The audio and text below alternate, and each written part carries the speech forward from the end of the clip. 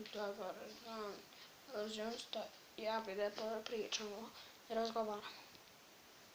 Naravno da da. Kad bi ja bio čarobni iluzionista, kad ne bi to mogao. Molim vas, sjete, šta je vaš problem? Šta je vaš problem? Moj problem je što ne znam da li mi krave zivali svinjama. Molim vas, a recite mi još o tom problemu vašem.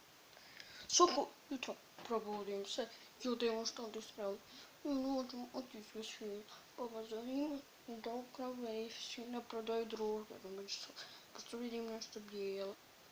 Odgovor na to pitanje ćete dobiti sa... U redu. U redu, vama sam kod čarobnog stola. Kako si se tu pojavio, jebote? Sada, kada popijete ovo napitak iz mog čarobnog kaliža, sjećate će se... Dobro.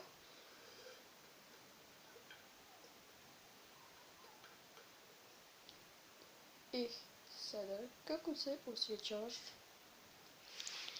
A ti ja pravo kažem. Osjećam se malo konjski. Moj napitak radi. Kakav napitak? Šta je s mojim kravavom i onim svinjama? A tu? Ma tu sam ja samo odu u ovim mojim patkama svinje. Prosto sam malo šećera. Znači, moja krava ne djelaju drogo svinjama.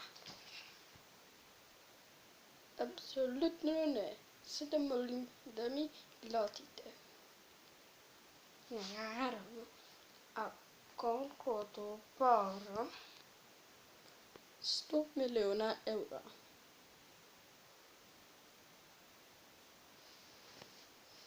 Tako je, 100 miliona. Dobro, evo.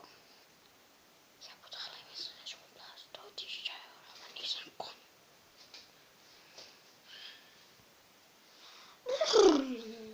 Odu ja pot.